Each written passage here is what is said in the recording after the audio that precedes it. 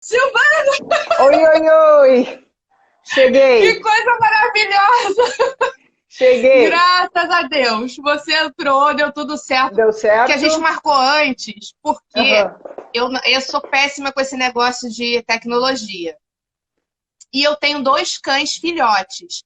Eu Sim, pensei, vamos entrando, porque né, esse negócio de você fazer live em casa é um cachorro que late, é o outro que chora. Falei, vamos, ó, estão mandando eu ajeitar o seu celular. Meu celular tá tão bonito, gente. Tá certo, o não? meu, como é que tá? Tá ok? Tá ok. Porque Tá. o escritório, que é onde geralmente eu faço, a luz estragou e eu vou ter que chamar alguém para arrumar, só que eu não quero chamar ninguém agora. Então eu fiz uma improvisação aqui imensa. Tá É um artefato que eu montei. E eu também tenho um gato. O gato agora estava pulando, passando para lá, passando para cá, miando. Ele faz o maior charme. Pode ser que ele ainda apareça na nossa conversa. Tá, tudo bem, porque o meu eu coloquei aqui embaixo que é para garantir que ele não vai latir. Certo. Ó, aqui tá falando, a Juju está falando que você tem que baixar um pouco o seu celular. Tenho que Ou seria baixar um eu que pouco o abaixava a Ju. celular aqui. Isso, que aí você Melhorou? dá uma crescidinha. Melhorou, Deixa eu arrumar aqui porque melhorou. eu fiz uma. E aí? Melhor, que aí você deu uma crescidinha. Certo. Ai, que maravilha! Eu tava tão ansiosa pra gente fazer essa live. Que é tanta. A gente conversou tanto nos bastidores do filme. Claro que a gente não pode, né? Falar tudo que a gente conversou aqui. Sim, Mas tem algumas coisinhas que eu acho que a gente pode bater um papo. Então, eu vou pedir para você se apresentar para a gente, para o pessoal que está aqui nos assistindo, falar um pouquinho dessa sua história, né, como historiadora, pesquisadora, professora da mulher no esporte, só para contextualizar, e depois eu vou explicar por que a gente te convidou para o filme e como você contribuiu para isso. perfeito. Então, eu sou professora da Universidade Federal do Rio Grande do Sul, agora aposentada desde maio do ano passado. Continuo trabalhando só na pós-graduação.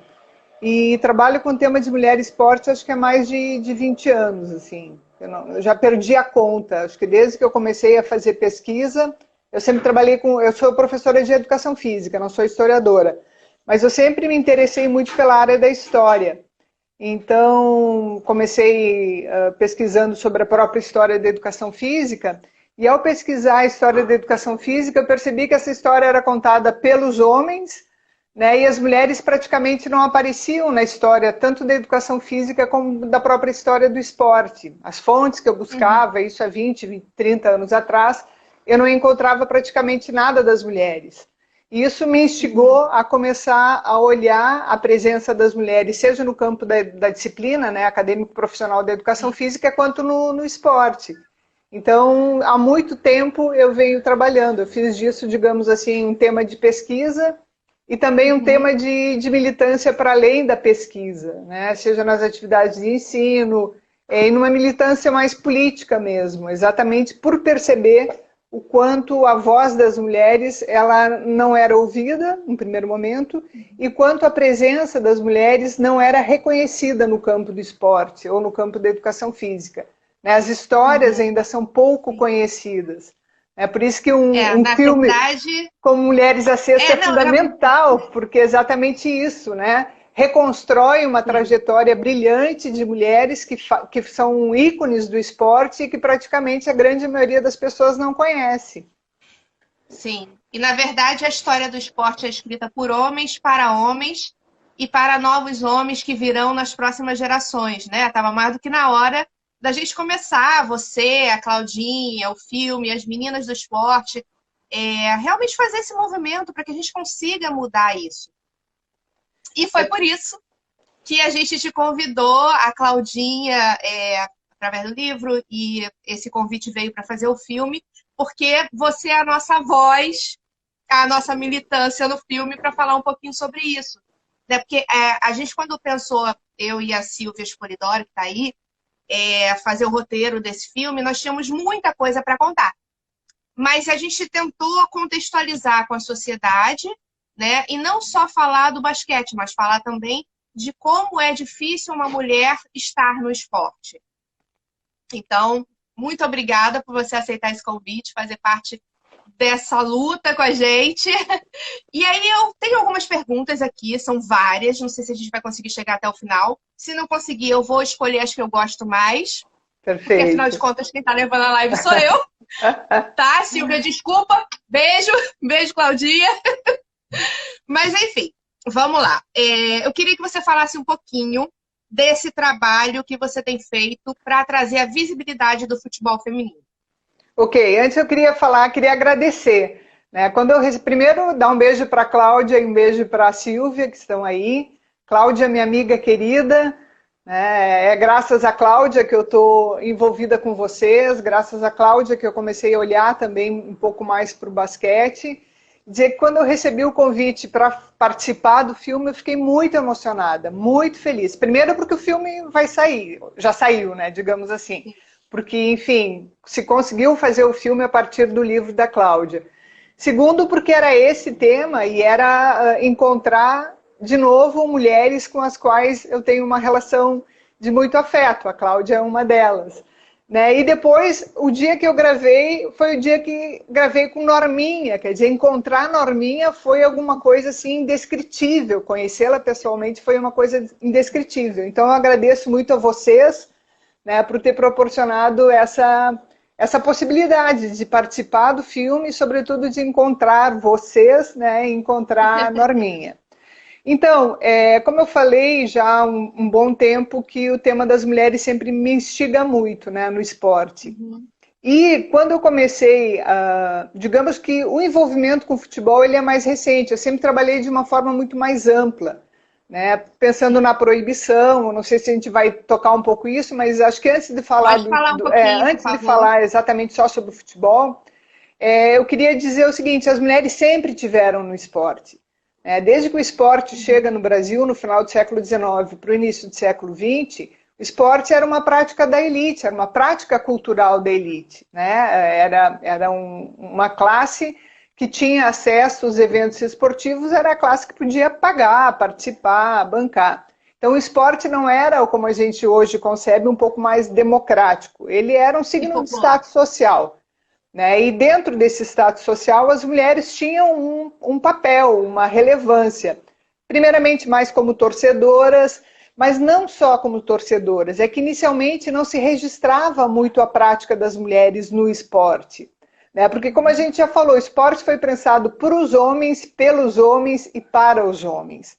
Então, as mulheres, a gente tem que pensar aí que no final do século XIX, início do século XX, tinha um papel muito claro para as mulheres, que era a condução de uma boa maternidade. O Brasil queria se mostrar, né, queria construir uma imagem, inclusive do embranquecimento. Né? A gente tem que pensar que o Brasil foi o último país que libertou seus escravizados, portanto, tinha toda uma constituição de uma, digamos assim, uma nova raça. Né? Colocar nas sombras as pessoas não brancas e, portanto, o esporte tinha um vínculo muito grande com isso, né? De mostrar o quê? Um signo de poder. E dentro dessa perspectiva, para a mulher foi destinado, digamos assim, de ser uma frase que se usava na época, a célula máter, né?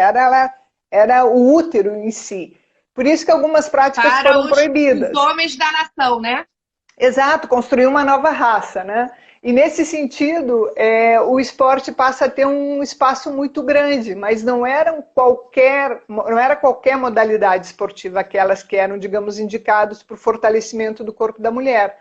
Né? Então, esportes de contato, dentre eles o basquete, né, como o futebol, como as lutas, como o remo, que eram algumas atividades que exigiam um pouco mais de esforço físico ou de contato, eles foram negligenciados para as mulheres, né? Porque se dizia que não era própria da sua natureza.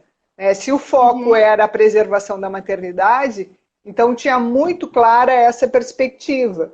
Então o futebol, de imediato, a gente está pensando num período que começa a ter uma popularização do futebol. Vale lembrar que no início do século XX, o futebol não era o futebol, não tinha a dimensão que a gente conhece hoje como um esporte que virou um símbolo nacional.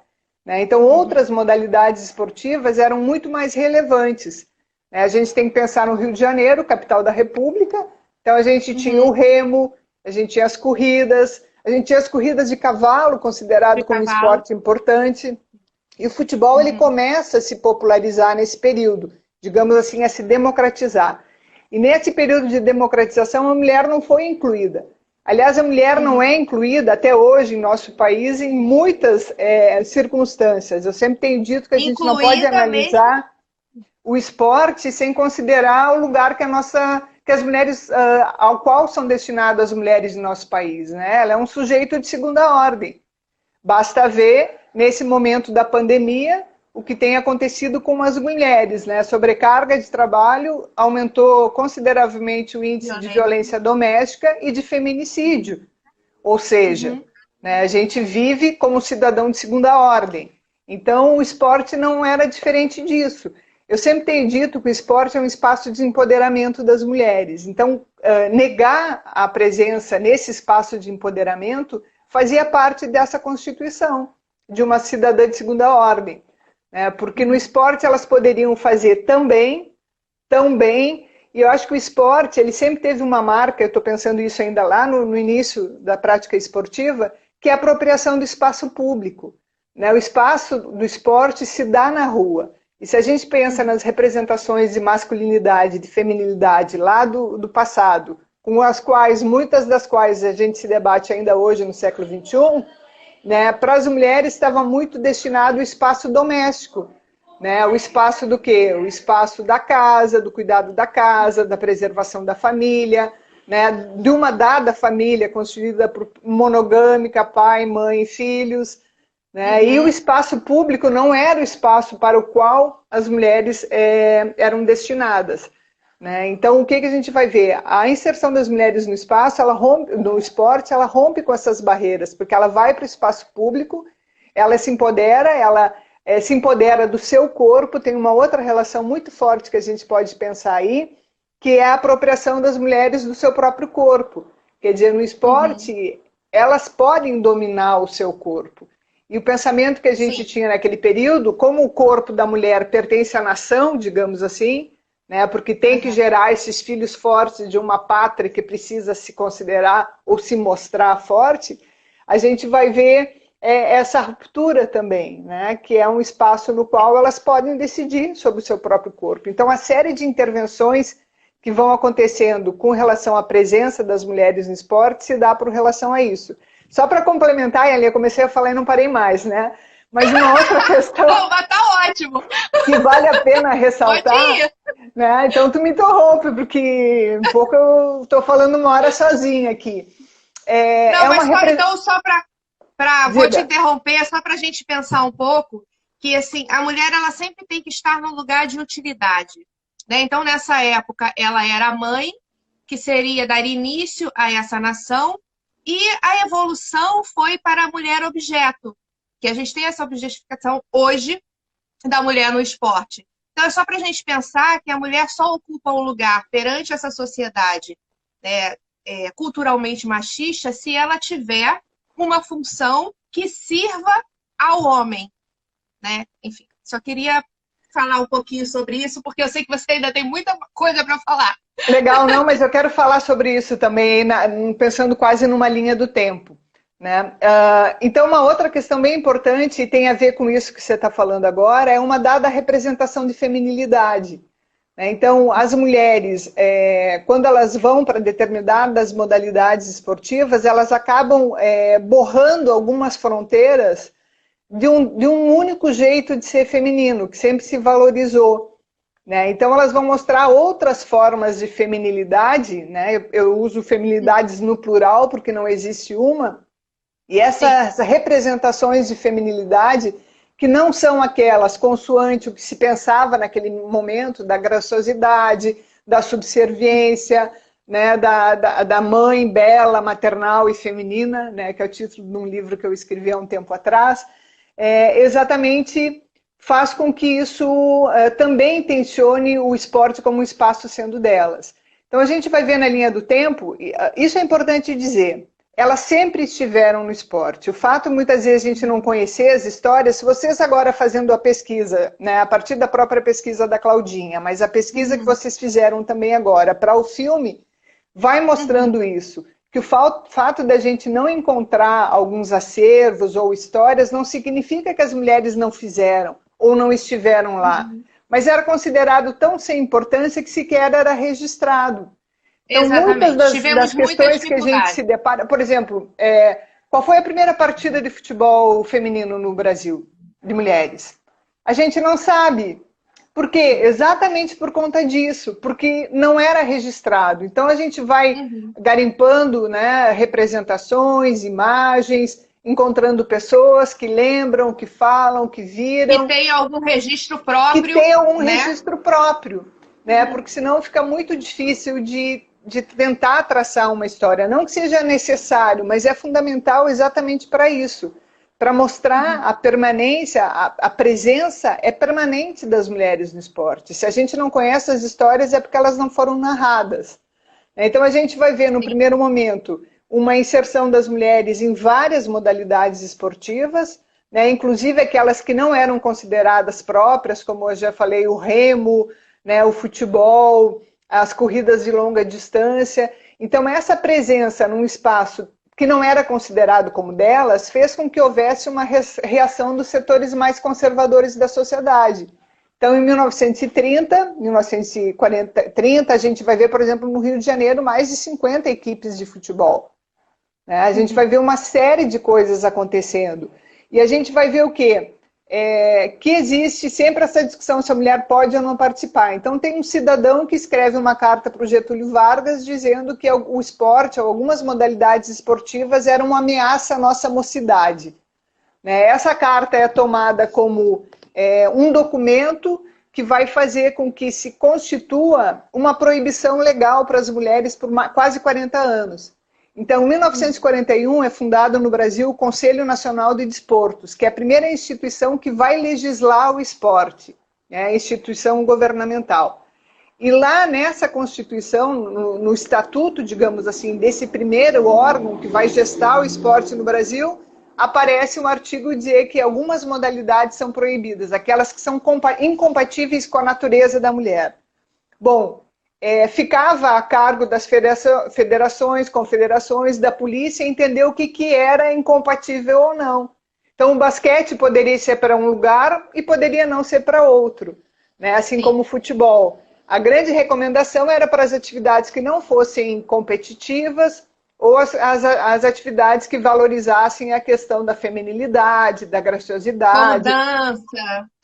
E a dança, é interessante perceber textos da época que a dança é muito inspirada na dança clássica, mas a dança social de um homem com uma mulher tinha que ser super controlado, em ambientes abertos, ela tem que se deixar conduzir por ele, né? De preferência ela tinha que estar acompanhada por familiares, não dançar sozinha com o homem, quer dizer, tem toda essa preservação a partir daquilo que eu estava falando de uma dada feminilidade. Bom, esse decreto-lei, ele dura quase 40 anos, né? Isso é muito prejudicial para o desenvolvimento no esporte no Brasil. Por quê? Porque oficialmente ele não poderia acontecer. Então, lutas, por exemplo, as mulheres continuaram lutando, mas elas não poderiam competir nas lutas. No futebol, e então... aí, vou te cortar um pouquinho, porque claro. Como eu não sou a estudiosa, o que me vem é que o maior problema em relação a essa proibição tem a ver com a questão cultural. Por quê? Uma adolescente ou uma criança, para ela querer ser uma atleta, ela tem que ter aquele mito, né? Aquela inspiração que faz com que ela sofra menos pressão dos próprios familiares e dos amigos, porque ela pode dizer, eu quero ser igual àquela atleta que é uma medalhista ou aquela outra que alcançou determinado status dentro de uma sociedade. Então, não é só uma questão essa proibição ter trazido um problema só técnico, né, no fato de não ter formado grandes equipes e treinamento, mas também não formou gerações que gostariam de se tornar uma atleta em função dessa proibição, eu acho. Perfeito, a criação da representatividade, né? As meninas não se viam representadas no esporte como uma possibilidade de profissão, de exercício de sociabilidade, de empoderamento, né? Ou seja, a ausência dessa representatividade é cultural, como você falou, né? E esses 40 anos eles foram absolutamente prejudiciais mesmo hoje, o esporte não é considerado para as mulheres como o grande investimento, digamos assim, em termos de profissão. E o que é interessante notar, né? Nesses 40 anos, se caiu por terra esse decreto, não foi uma concessão, foi uma luta constante das mulheres, né? Elas permaneceram encontrando estratégias, eventos beneficentes, não competitivos. No futebol tinha apresentação em circo, né? Fazia uma série de estratégias para se manter no esporte. Quando esse decreto cai, daí a gente já está aí pensando que é em 79, final dos anos 70, início do processo de redemocratização, a gente tem um período de efervescência política no Brasil, a gente tem um movimento feminista, a segunda onda, digamos assim, do movimento feminista no Brasil se estruturando, a gente tem as mulheres querendo conquistar o domínio do seu próprio corpo, né, querendo a luta pela libertação das mulheres, a luta meu corpo é meu, o pessoal é político, né, toda a discussão feminista, e é nesse contexto que esse decreto ele cai por terra, o que não significa que o problema tivesse resolvido, né, ao contrário, as mulheres continuaram mostrando o quanto era necessário para estar no futebol. No esporte, eu estou meio pensando no futebol. Na sociedade, na verdade, exato, né? Existir e fazer parte é uma luta constante. Constante. Então, e aí eu queria até que você fizesse um paralelo com o que a gente vive hoje. A gente está falando de uma luta que começou lá atrás e que até hoje ela não é consolidada. Até hoje as mulheres têm que fazer movimentos do meu corpo, minhas regras, e vários outros que existiram. E eu queria que você dissesse um pouquinho por que você acredita que, apesar de vivermos em um Estado democrático, ou aparentemente democrático, é necessário que essas lutas sejam sempre revalidadas ao longo do tempo. Bom, temos muito para falar aí. Então, deixa eu só terminar aquele raciocínio e eu já volto para isso. Que quando os anos 80, o que vai acontecer? Uma forma pela qual digamos assim, o pensamento mais conservador olhou o esporte foi aquilo que você falou no início, a ideia da objetificação do corpo das mulheres. Né? Então começa a ter uma valorização muito grande da questão da beleza. Tem que pensar que a ideia da beleza como uma obrigação para as mulheres se desenvolve junto com a indústria da cosmetologia. Né? Lá nos anos 30, 40, nos anos 50 e 60 isso cresce consideravelmente. Então, começa a ter para a mulher uma outra representação que não basta ela ser feminina, ela tem que ser feminina e bela. Né? E esse bela vai tendo sempre uma representação muito forte de domínio do seu corpo. É do emagrecimento, é da eterna juventude. Né? O que a gente vê os padrões de beleza, digamos, que vêm na linha do tempo e quase na continuidade, e que vão sempre jogando para as mulheres a beleza como uma obrigação. Então, o esporte passa a ser também uma possibilidade de adquirir um corpo belo. Então, a gente vai ver que tem a objetificação das mulheres no esporte e tem todo um movimento da cultura fitness, que começa a se estruturar. Então, para as mulheres é muito forte esse espaço da cultura fitness, porque sobre o discurso da saúde, o que se quer efetivamente é trabalhar a beleza. Então, a gente vê um discurso muito forte da estética, sobre um discurso do ser saudável. Né? Então, a gente vai ver isso crescendo a partir dos anos 90, 2000. É muito atual a discussão hoje. Muitas das práticas com as quais a gente vê as atividades corporais e esportivas, elas não estão, sob o discurso da saúde, elas estão trabalhando com questões estéticas. Muitas delas, inclusive, que, pelo meu ponto de vista, são absolutamente prejudiciais à saúde. Então, é uma forma, de novo, de domínio do corpo das mulheres. Né? E esse discurso é tão pesado que ele acabou gerando uma série de desordens de observar a própria aparência, de distúrbios alimentares, transtornos, né? Transtornos de imagem, com o qual a gente se debate, as mulheres se debatem ainda muito fortemente.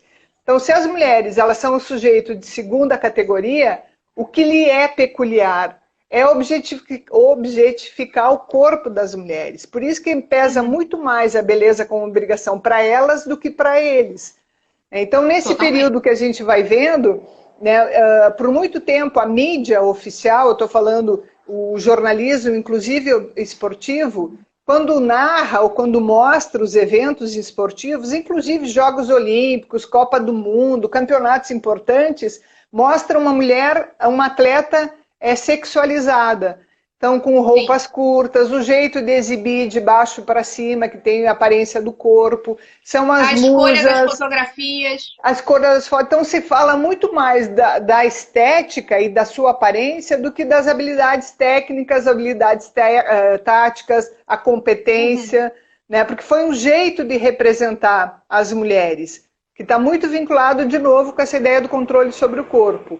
Então, o que a gente vai ver? Isso permanece? Permanece. Ainda hoje, se a gente vai olhar, isso está forte. Mas começa a aparecer uma fissura nesse discurso pelo movimento de mulheres, né? Então, o Me Too, Nenhuma Menos, a Primavera Feminista, quer dizer, teve uma explosão de movimentos que começam a denunciar, né, inclusive essa apropriação no esporte. E é uma luta que sempre tem que ser ressignificada. Você me pergunta do espaço democrático. Eu acho que a gente não vive uma sociedade democrática. A gente está vivendo um estado de exceção, a gente está vivendo uma situação de retrocesso absoluto no nosso país, de direitos sociais, de concepção do que seja liberdade, e isso está pesando enormemente sobre as mulheres, né? Inclusive o Brasil, junto à ONU, está tomando as posturas mais retrógradas com relação aos direitos das mulheres, estão sendo negados todos, né? Então, muitas das conquistas que as mulheres tiveram ao longo desse tempo, estou falando da abertura política para cá, dos anos 80, hoje eles estão sob ameaça, então se faz mais forte a luta das mulheres cotidiana, no esporte e fora dele. Eu volto a dizer, quer dizer, o país que o feminicídio é altíssimo, como isso não impacta no âmbito esportivo? Eu sempre dou um exemplo, eu moro a 1,4 km de um parque aqui em Porto Alegre, eu não vou caminhar, agora eu não saio há 4 meses mesmo, né? Não boto o nariz na rua só para botar o lixo, né, no edifício, mas como que eu vou caminhar às 6 horas da tarde, que está escuro, sabendo que eu posso ser vítima de um ataque, de um estupro num parque esportivo? Então, isso impacta sobremaneira a presença das mulheres no esporte. A gente tem a violência... A gente, só complementar um outro tema, a gente tem o assédio e o abuso, porque grande parte dos gestores, dos treinadores são homens, né, inclusive de equipes de mulheres, inclusive federações e confederações que não se atentam para esse tema. Inclusive acho que é mimimi de feminista, né? Não é mimimi de feminista. A violência, o assédio, o abuso são dados concretos, né, que incidem diariamente sobre as mulheres. Não olhar para isso é de novo referendar que nós somos sujeitos de segunda ordem, que não pertencemos a essa nação. E hoje está muito claro que a gente voltou, retrocedeu nesse contexto que a gente está vivendo hoje, né, desse desgoverno. O que eu percebo é que, primeiro, também por uma questão cultural, todas as violências que as mulheres vêm sofrendo sempre tem um movimento de culpar a vítima. Então, isso já descarta qualquer política que venha a ser embasado para resolver esse tipo de situação, porque tem até das mulheres um pensamento de, bom, ela sofreu essa violência, e lembrando que um estupro nunca tem a ver com sexo, e sim com violência, o que também é um erro, né? As pessoas estão sempre falando, mas não é sexo, é violência. E esse tipo de violência, mas o que ela estava fazendo essa hora na rua? Né? E a gente também tem que lembrar que os gestores normalmente ocupam uma classe social mais elevada. Então, por exemplo, uma mulher de uma classe social mais baixa, ela precisa correr numa rua que tem mais violência, ou num parque que é menos policiado, que tem menos iluminação, do que uma mulher que vai correr dentro do seu condomínio, de casas, né, ou de apartamentos, que tem toda uma segurança. Então, o que vem acontecendo também é que a gente pensa, poxa, mas esse gestor não tem uma filha? Sim, ela tem, mas ela sofre bem menos a violência cotidiana do que a grande maioria das mulheres da nossa população. né? Perfeito, acho que você fala uma coisa que é importante, que não existe a categoria mulher no singular, né? São mulheres de diferentes classes sociais, de diferentes pertencimentos étnicos. A gente sabe o quanto a nossa sociedade é racista e o quanto as mulheres negras elas sofrem muito mais que as mulheres brancas, né? As mulheres lésbicas também existe um preconceito, existem muitos problemas que elas enfrentam, né? Então a gente tem a questão da geração, as mulheres mais idosas e as menos idosas, né? As que acabam envelhecendo, e é interessante ver como aquela ideia da beleza como obrigação, o quanto muitas vezes o processo de envelhecimento para as mulheres vem revestido de uma série de procedimentos estéticos que acabam quase que descaracterizando aquelas mulheres, porque para atender uma representação que é a representação da juventude, da beleza, etc. Então a gente não pode pensar, e mesmo isso no esporte, a gente não pode pensar sem considerar o entrelaçamento desses diferentes marcadores sociais, raça, etnia, classe social, né? Então não existe a mulher, são mulheres em situações absolutamente diversas. A gente pode pegar o aspecto religioso também, então em voga hoje, Exatamente. né? É uma série de cerceamentos que tem para muitas meninas de determinadas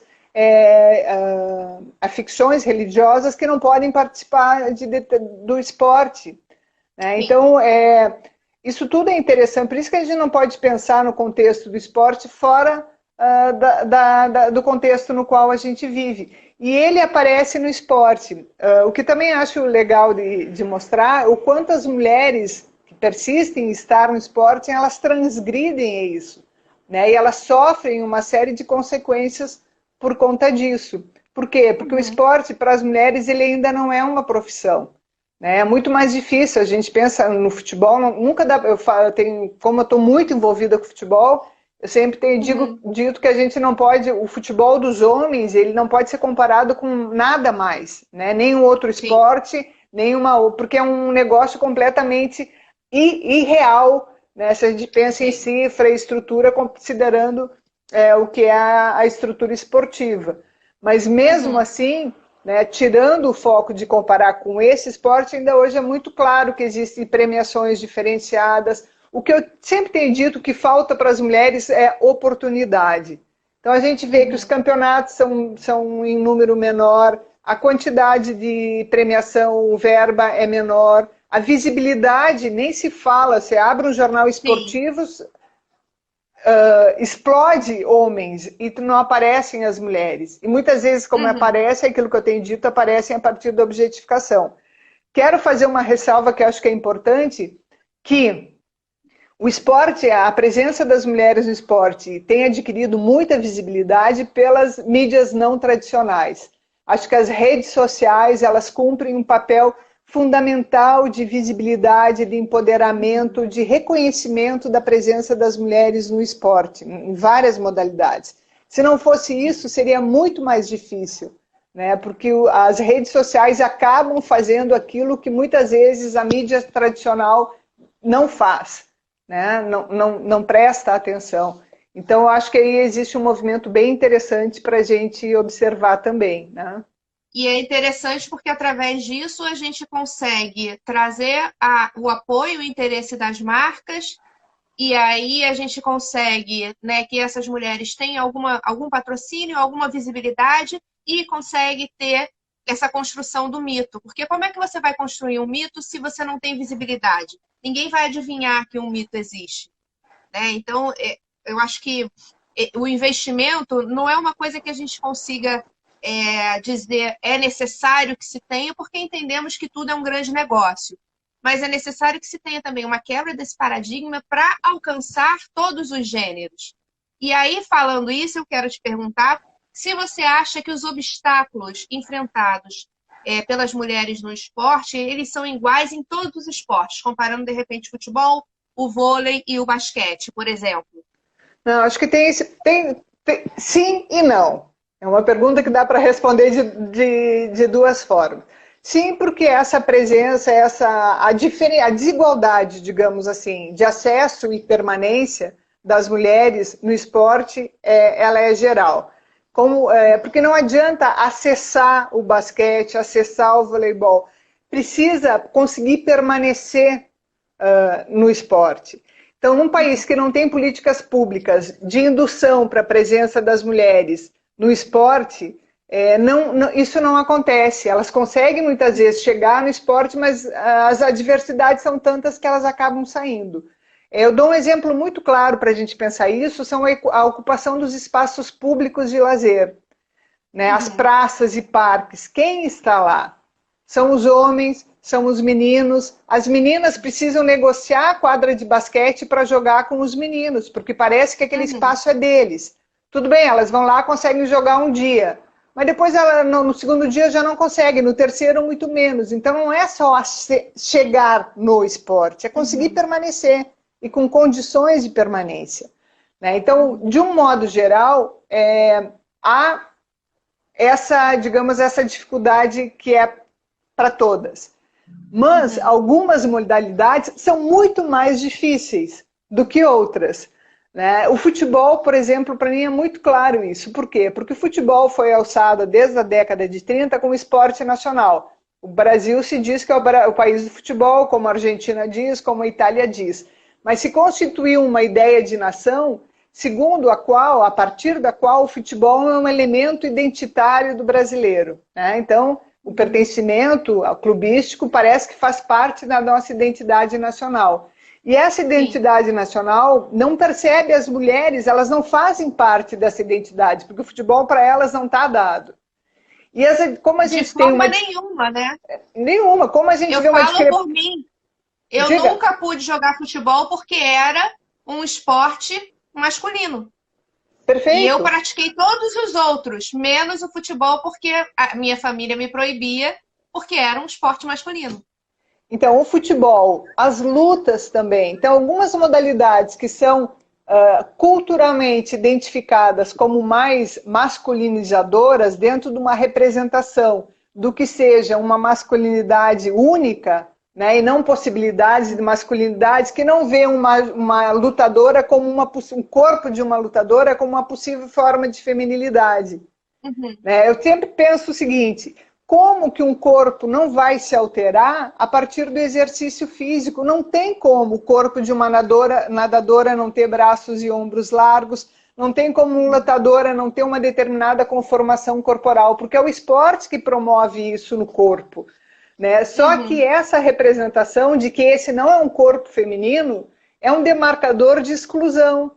Então, algumas modalidades que são essas, digamos assim, que a nossa sociedade constrói como sendo aquelas que, entre aspas, né, e é bem entre aspas, masculinizam o corpo da mulher, porque veem como uma única forma de ser masculino e uma única forma de ser feminino, que faz com que seja muito mais difícil permanecer. Né? Então, e algumas modalidades são vinculadas com... Tem toda uma discussão de classe social que está dada aí. Há uma diferença de observar mulheres negras e pobres e mulheres... As escolinhas esportivas, a gente pode pensar isso. Do início dos anos 2000 para cá, 2010 mais acentuadamente, começaram a aparecer escolas esportivas de futebol para meninas. Isso está mudando a configuração de quem hoje está no futebol. Então, quem que vai para uma escola esportiva? É quem pode pagar. Então, a classe média, digamos assim, tem se apropriado, tem entrado em algumas modalidades esportivas e reconfigurado um pouco essa dinâmica de que futebol eram só as mulheres pobres que jogavam, porque é fácil, cada um pode pegar uma bola, não precisa... Isso vai reconfigurando. E, ao mesmo tempo, tem que cuidar de dizer isso, mas acho que é para a gente pensar junto, se não está tendo um embranquecimento de algumas modalidades esportivas com o acesso das classes médias a essas práticas. Né? E daí o apagamento de determinadas pessoas. Né? Porque também tem uma disputa de poder que está colocado aí. Né? Quem pode pagar, quem tem mais acesso, quem vai conseguir ascender melhor, talvez. O que eu acho é que o que acontece com o futebol masculino, por exemplo, é que mesmo a família de classe mais baixa, ela vê isso como um grande investimento. Então, ela vai colocar o menino para fazer esse futebol durante um tempo, o tempo que ela pudesse organizar e se esforçar para pagar, porque acredita que se esse menino der certo, ele vai mudar a vida de toda uma família, né? O que não acontece com nenhum outro esporte, porque, como você falou, o futebol está a parte de qualquer coisa. Mas a mulher, ela jamais vai ser colocada e investida dessa forma, porque ela não vai ser alguém que vai mudar uma renda familiar. Então, realmente, a única maneira dessa menina fazer o esporte, seja futebol ou qualquer outro, né? Falo porque eu pratiquei esporte durante muito tempo, de graça, né? Então também tem alguns lugares que são de graça, mas é difícil você estar, porque o esporte é de graça, mas a condução não é de graça, a alimentação não é de graça, o tempo não é de graça, né? Então realmente tem a ver com essa classe social e, consequentemente, o embranquecimento, né? Porque a gente sabe que a nossa maior população de classe mais baixa não são efetivamente brancos, né? Então, assim, eu acho que o que você está dizendo sinaliza um futuro no qual a gente tem que lutar para romper, né?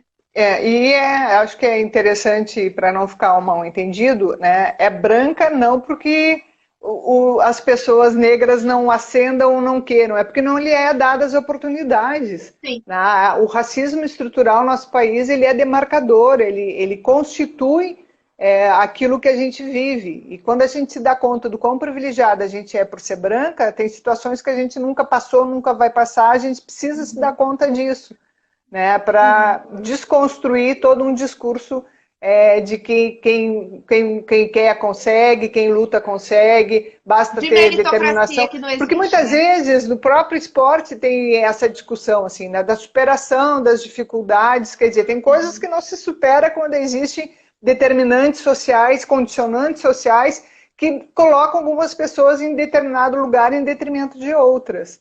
Acho que isso é importante da gente pensar também. A gente pode falar, poxa, mas alguém vai correr com um tênis melhor? Provavelmente, mas na realidade alguém vai correr melhor se alimenta melhor. Com certeza. E a gente tem toda essa dificuldade, né? Se a gente está jogando para o esporte hoje, existe uma dificuldade da própria alimentação de um atleta que não é dada de forma democrática. Nem todo mundo tem acesso. Então, na verdade, a mulher, para se tornar uma esportista, e a mulher pobre para ser uma atleta, são muitos obstáculos. Né? Muito mais do que os homens, na verdade. Porque tem a classe social, sim, tem a questão de você não ter oportunidade, tem a questão da violência e tem a questão do não investimento de toda uma sociedade porque não acredita na mulher como atleta, né? Então, a questão de políticas públicas é fundamental, né? Políticas públicas faz a diferença, a política de indução faz a diferença. É a mesma coisa que as cotas da universidade, eu sou absolutamente favorável à existência de cotas, né? Porque não é nem reparar, é se dar conta de um erro histórico que esse país cometeu. Né? Então, eu vejo, por exemplo, hoje a gente tem, em termos de futebol, que eu conheço um pouco mais, que eu estou trabalhando um pouco mais, o Campeonato Brasileiro com Série A e B. Né? O que isso acabou demandando? Houve uma determinação da Conmebol, né, 2 anos atrás, que os times brasileiros e sul-americanos que desejassem, dos homens, desejassem disputar a Copa Libertadores de Américas, tinham que ter investimento no futebol de mulheres, uma equipe de mulheres. Isso é uma política de indução, que fez com que Internacional, Grêmio, Corinthians, Palmeiras, São Paulo, Flamengo comecem a estruturar uma equipe de mulheres. Né? Então, políticas de indução, elas são fundamentais para que se corrija, mas minimize desigualdades que historicamente são constituídas. Né? Voltando à questão da representatividade, eu tenho algumas máximas que eu sempre falo. Né? A primeira delas é: silêncio não significa ausência. Né? O fato da gente não encontrar histórias, e daí Mulheres à Sexta é maravilhoso por conta disso, não significa que elas não tiveram lá. Elas jogaram, elas fizeram, o filme vai mostrar isso muito bem, né? Elas fizeram história e essa história é desconhecida. Né? A outra, conhecer para reconhecer. Como eu vou reconhecer a importância dessas basqueteiras, dessas mulheres, se eu não conheço essas histórias? Porque eu não sei nada do Mundial de 71. né? Que eu não conheço quem foi Norminha, quem é Norminha, a importância que Norminha tem para o esporte nacional. Né? Sim. Então, desde eu estou jogando a bola para o filme, né? Quando vocês trazem esse filme, vocês estão dando essa... É um ato político. Outra máxima que eu tenho que falar sobre mulheres tudo é ato político, né? Mas é um ato político necessário ainda no século XXI. Em 2020, é necessário falar constantemente sobre a presença das mulheres em todos os espaços. Aqui a gente está falando especificamente do esporte. Por quê? Porque Sim. há um apagamento, primeiro um silenciamento das vozes das mulheres. Depois um apagamento das suas histórias e das suas conquistas. Então a gente precisa cada vez mais falar para criar representatividade, para o pessoal do mercado, para criar o esporte como um mercado possível de ter patrocínio, etc. A gente vê em época de Jogos Olímpicos e mesmo na Copa do Mundo da França, por exemplo, de futebol, que tem audiência, as pessoas assistem os Jogos das Mulheres, as pessoas torcem pelas mulheres. Né? Então, como que não tem patrocínio? O que se espera? Né? Eu acho que isso é sempre interessante demarcar. Uma outra questão que me veio na memória, né? Algumas modalidades esportivas, por exemplo, o handball, né? Ele está muito vinculado com a escola e com as universidades. Então, a nossa seleção brasileira... Né? Muitas das atletas, elas nunca tiveram salário ou têm uma ajuda de custo, mas muitas delas se vincularam às universidades para ter bolsas de estudo. Então, isso é interessante perceber que, como a gente não tem um sistema esportivo no Brasil bem estruturado, homens e mulheres vão estar arrumando algumas estratégias.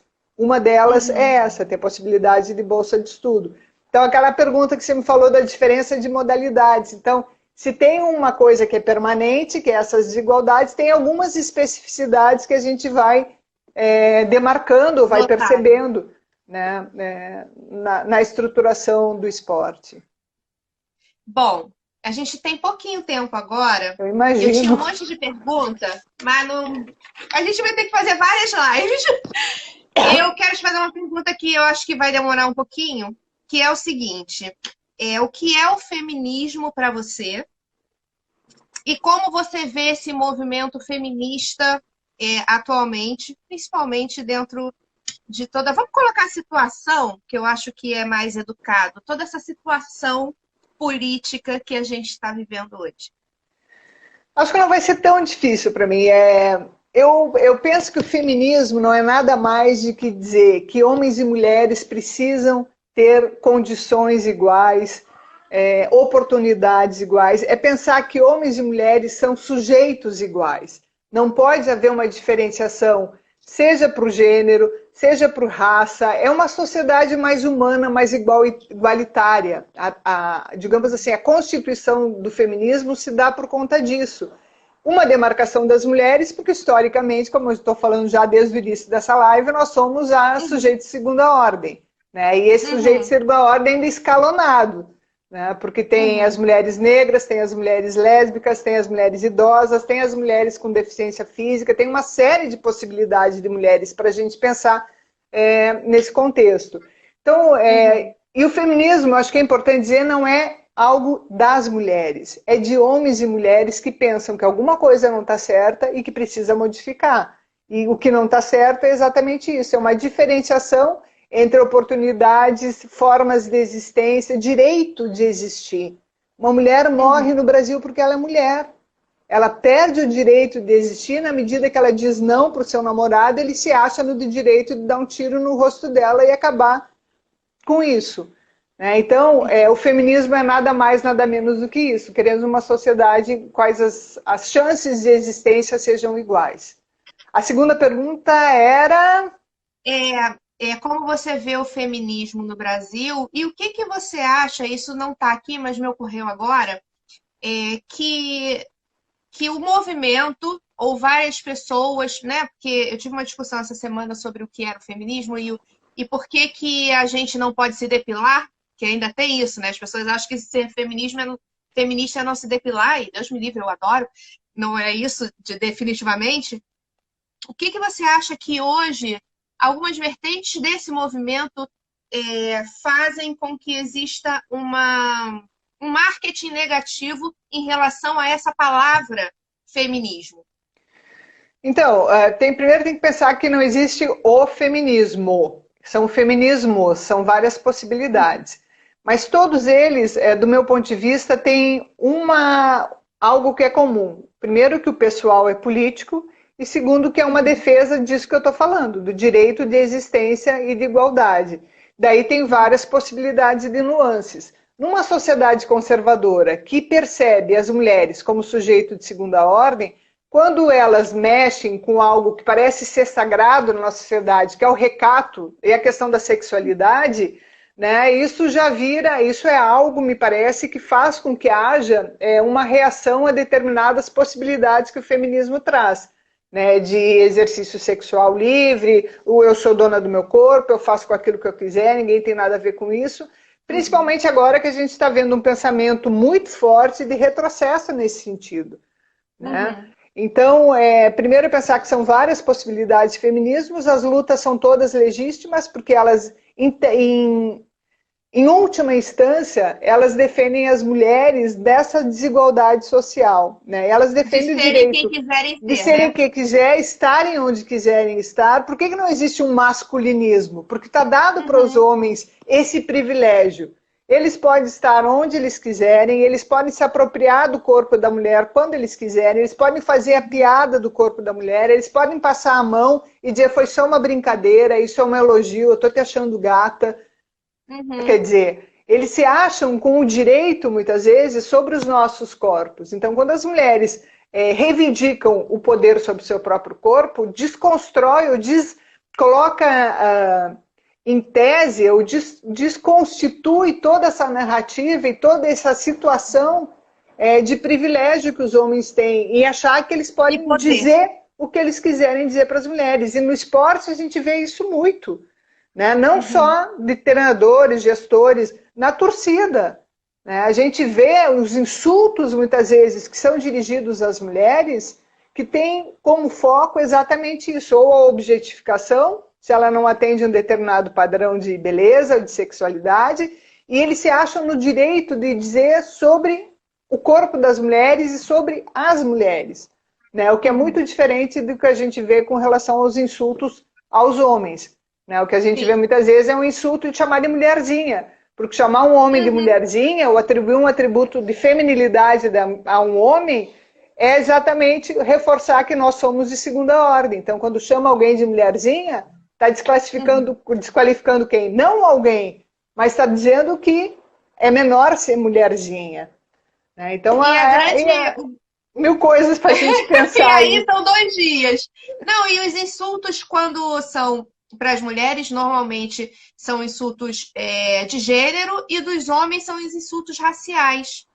Raciais, né? ou de sexualidade, né? Remetendo a uma feminilização das mulheres. Exatamente. Né? Então você vê que, na verdade, isso tudo tem a ver com as minorias, que estão sempre lutando para ocupar um espaço que deveria ser dado como sociedade, né? Como cidadão civil, como portador de um CPF, como eu costumo dizer.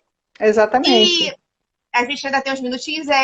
O que você acha que, ou se acha que existe alguma coisa, algum marketing negativo que é feito dentro desse movimento para que afaste e faça com que pessoas mais conservadoras não tenham interesse em entender que a gente também tem que pensar que as pessoas conservadoras não necessariamente são pessoas más.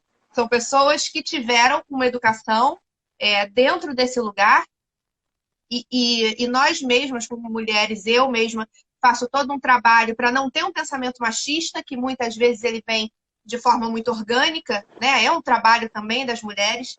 Então, o que você acha que poderia ser melhor dentro desse movimento de fala para que a gente conseguisse trazer pessoas mais conservadoras a entenderem o porquê da necessidade desse movimento? É uma pergunta difícil, Ellen. Eu acho que não... Eu diria que todo mundo tem a liberdade de expor aquilo que quiser expor. O que a gente tem que questionar, não que deveria ser dito para cooptar ou para sensibilizar os conservadores. Mas é pensar por que determinadas práticas tão horríveis os conservadores não implicam.